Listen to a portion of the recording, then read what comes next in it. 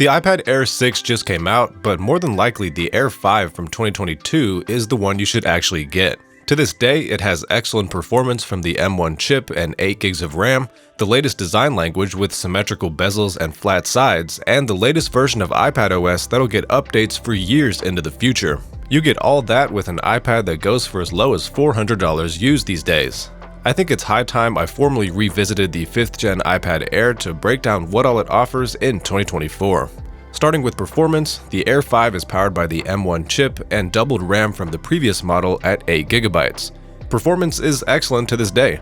The M1 chip can do just about anything you'd want to do on an iPad, and the 8GB of RAM help solve the issue of apps dying off in the background that the 3rd and 4th gen Airs had. I just couldn't get this iPad to struggle with my regular tasks of web browsing, taking notes, photo editing, and consuming media. But full transparency, when this model came out, I called the performance upgrades overkill because at the time, Apple put the M1 chip in the latest Macs and iPad Pros. But as time passed, the M2 iPad Pro came out, M3 MacBooks came out, and this M1 iPad Air became a more reasonable device. Also, the new iPad Air 6 with the M2 chip helps put things into perspective as now it's the one with overkill performance. The new 6th gen Air also has the same 8GB of RAM as the previous model. Back to the M1 iPad Air, the only caveat to great performance is the refresh rate, where the iPad Pros with 120Hz screens will feel snappier when jumping around the UI. But putting that aside, the iPad Air 5 has top-of-the-line performance at its cheapest price yet in 2024. Getting into software, the 5th gen Air runs iPadOS 17, the latest version of the OS right now.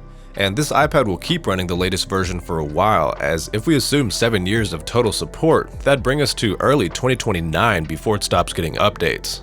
iPadOS as a software experience is a clean and familiar UI paired with a lot of functionality that complements iPads well. Things like Apple Pencil integration and split screens or floating windows for multitasking are iPad-only features that equip iPads for a lot of different types of work. For multitasking, you can even combine split screen and floating windows for a 3-app experience if you're a multitasking pro. There are certain features I hear people say they wish would be added to iPadOS, like multiple user accounts or advanced file management, but I think most people are happy with the feature set right now, especially people that are willing to buy an iPad from 2022 like this Air 5. But overall, iPadOS is good software in both form and function that works very well on this iPad. Talking about design, the Air 5 copied and pasted the design overhaul from the 4th gen Air. It's a clean design with flat sides and symmetrical bezels that's up to date with Apple's current design motif, including the new Air 6. This iPad has the exact same screen-to-body ratio and screen size at 10.9 inches as the 4th gen Air and the smaller Air 6. Speaking of the smaller Air 6, there is a bigger one too, which is a first for the series. It's 2 inches bigger in size at 13 inches with the same pixel density and 600 nits max brightness. Really though, if you need that larger screen size, I'd recommend an older iPad Pro over this new Air for a lower price with some extra features. Delving more into the IPS screen of the Air 5 though, the 264 ppi pixel density keeps things crisp, and the max brightness is 500 nits. Compared to the state of screens in flagship phones and the latest iPad Pros, that is not a very high max brightness. The iPhone 15, for example, maxes out at 2000 nits. But realistically, I'd never use iPads outdoors, so I wouldn't call this a major downside. When indoors, this iPad screen has great colors and contrast. Really, the main downside of the screen is its 60Hz refresh rate, but that's how all iPad Airs are, including the new Air 6, and besides that, this is a great screen in 2024. As for accessories, this iPad supports the 2nd gen Apple Pencil and magnetic cases. Putting aside the Apple Pencil Pro, which really is more so meant for the iPad Pros, these are the latest standards, and this iPad supports just about everything you could do with an Apple Pencil, keyboard, or case. That includes low latency usage of the Apple Pencil with good battery life, plus wireless charging when magnetically attaching the pencil to the iPad. I've said it before, but pairing an iPad with the Apple Pencil and keyboard case is a game changer for productivity. This iPad Air 5 is no exception to that. The last thing I'll say as I round out this section is if you find your budget tightening up after getting this iPad Air but still want an Apple Pencil, get a cheap clone. They do basically everything an Apple Pencil does, and some models even charge and connect wirelessly. They're also cheap enough at around $20 a piece that you won't feel bad if you lose or break them. Overall, there's all the accessory support you'd need with the iPad Air 5. As for cameras, the 5th gen iPad Air has a 12 megapixel f1.8 lens on the back that was carried over from the previous generation.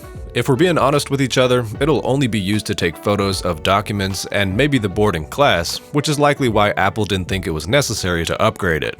For the small list of iPad camera uses, this camera will be just fine. You're not going to want to do much else with it though, and it's definitely worse than the camera on the phone in your pocket. The front camera on here was upgraded over the 4th gen Air, and it's 12 megapixels with a new ultra-wide angle.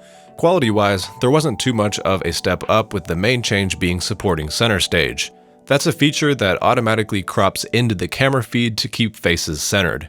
I suppose this could be useful since the main use of an iPad front camera would be video calls and Zoom meetings, but the quality wouldn't lend itself to much more than that. To wrap up the camera section, I'll say the Air 6 kept the camera specs the exact same on the front and back, but it did move the front camera from the short side of the iPad to the long side. Insignificant news to me, as I think this is one of the least important aspects of an iPad, but to the extent you need an iPad camera, the 5th gen Air has you covered in 2024. Getting into unlock methods, the Air 5 has the same fingerprint reader in the top-mounted power button as the previous generation. This is a solid unlock technique, and it's worked effortlessly from my testing. There's no Face ID though, as that's something Apple replaces Touch ID with only on the Pro models. The battery in the 5th gen Air is 7,606 mAh to match the previous generation, and that provides great battery life. All iPad Airs I've used have had great battery life, so I think Apple just has the capacity and optimization down to a science at this point. You'll get excellent battery life for 2024. Finishing things up, I'll mention this iPad originally came in 64GB and 256GB variations. Unless you need a lot of storage, I'd recommend you grab the 64GB model used or refurbished to get the biggest drop in price since this guy came out. From my research, you can get as low as $400 for a used model in good condition. But here's the conclusion. In 2024, the 5th gen iPad Air is still a solid tablet, and since it's only one generation behind the latest model, there's very few drawbacks, and most of them are versus the iPad Pros. iPad Airs are the best fit for most people though, and this one is more affordable than ever. I'll drop links to the cheapest prices I could find this iPad at on Amazon and eBay in the description. Subscribe for more quality general tech and audio tech videos, and I'll see you later.